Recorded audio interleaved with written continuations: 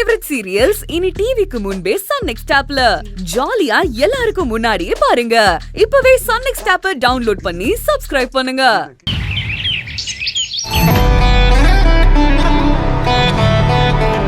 அமுதா, இங்க வா.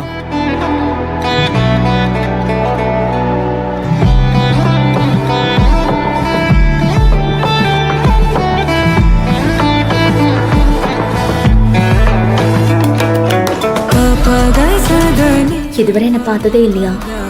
எதுக்கு இப்படி பாக்குறீங்க? இதுக்கு முன்னாடி உன்னை பார்த்திருக்கேன், ஆனா இப்பதான் உன்னை ரொம்ப ஆசையா பாக்குறேன் அமுதா. அப்படியா? பின்ன இல்லையா? நான் செய்யணும்னு நினைச்சத, எனக்கு இந்த வீட்டுல கிடைக்கணும்னு ஆசைப்பட்டது எல்லாமே நீ வந்த பிறகுதான் எனக்கு கிடைச்சிருக்கு. நீ என்னோட லக்கி சாம், தெரியுமா உனக்கு? உங்களுக்கு இதெல்லாம் பத்தாது மாமா.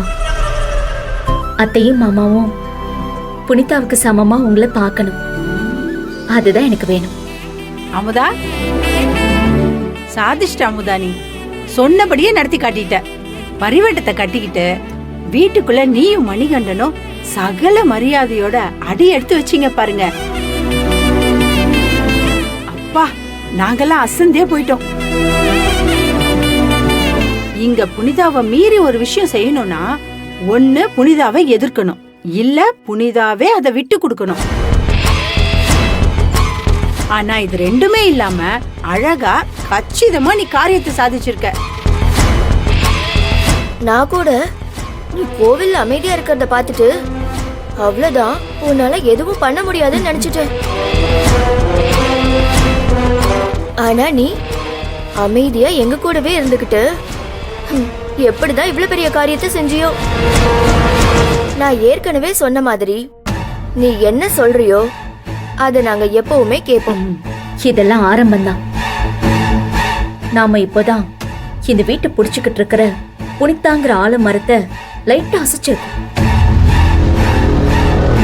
அத மொத்தமா வேரோட புடுங்கி என்னைக்கு எரியறமோ அன்னைக்குதான் இந்த வீட்டுக்கும் நமக்கும் நல்லது. அமுதா, நீ இதை செஞ்சிருவேன்னு எனக்கு நம்பிக்கை வந்துருச்சு. எப்படியோ புனிதாவோட ஆட்டம் முடிவுக்கு வந்தா சரிதான். என்ன, ஊர் பெரியவருக்கு கொடுத்த பணம் தான் கொஞ்சம் ஜாஸ்தி. மாமா, நம்ம கையை விட்டு போன 1 லட்சத்தை பார்க்காதீங்க. திரும்பவும் கிடைக்க போற கோடிக்கணக்கான சொத்தை பத்தி யோசிங்க. இது எல்லாத்துக்கும் ஒரு விலை இருக்கு. நம்ம பண்ணது செலவில்லை, எதிர்காலத்துல கிடைக்க போற சொத்துக்கான முதலீடு. அப்படி சொல்லிட்டு என் புத்திசாலி பொண்டாட்டியே, நீ சொன்ன மாதிரி சொத்து மட்டும் என் கைக்கு கிடைச்சதுன்னு வச்சுக்கோ, உன்னை அப்படியே மகாராணி மாதிரி வச்சு பார்த்துப்பேன்.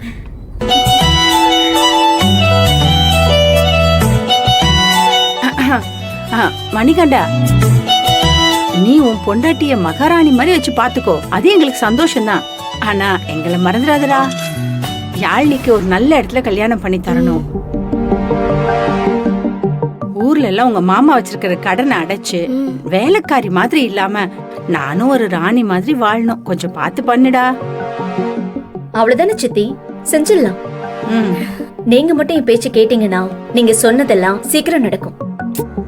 அதான் நான் சொல்லிட்டேனே அமுதா, நீ என்ன சொன்னாலும் நான் செய்வேன்னு. கோவில்ல வச்சு எப்படி புனிதாக்கு சப்போர்ட்டா அண்ணியால பேச முடியலையோ, அதே மாதிரி உனக்கு சப்போர்ட்டா புனிதாவையே அவங்க எதிர்த்து பேசணும். அத நான் பார்க்கணும் அமுதா. அத்தைய மட்டும் இல்ல, புனிதாவுக்கு எதிரா நம்ம மொத்த குடும்பத்தையும் திருப்பணும். திருப்பிடலாம்.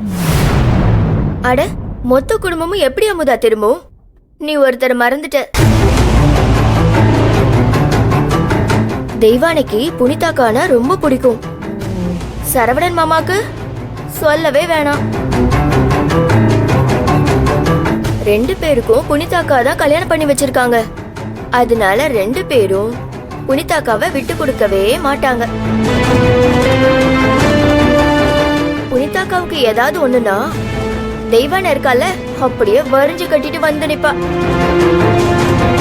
என்னதான் தேன் சித்திக்கும் அழகர் சித்தப்பாவுக்கும் புனிதாக்கா மேல வருத்தமே இருந்தாலும் புனிதாக்காவை எதிர்க்கிற அளவுக்கு போகவே மாட்டாங்க.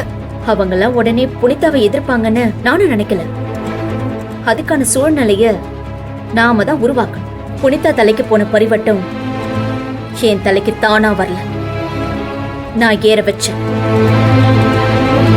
அதே மாதிரிதான் சில விஷயங்களோட மதிப்பு தெரிஞ்சதுன்னா தெய்வான தன்னால் நம்ம பக்கம் சேருவோம். சேரத்துக்கான சந்தர்ப்பத்தை நம்ம உருவாக்குவோம்.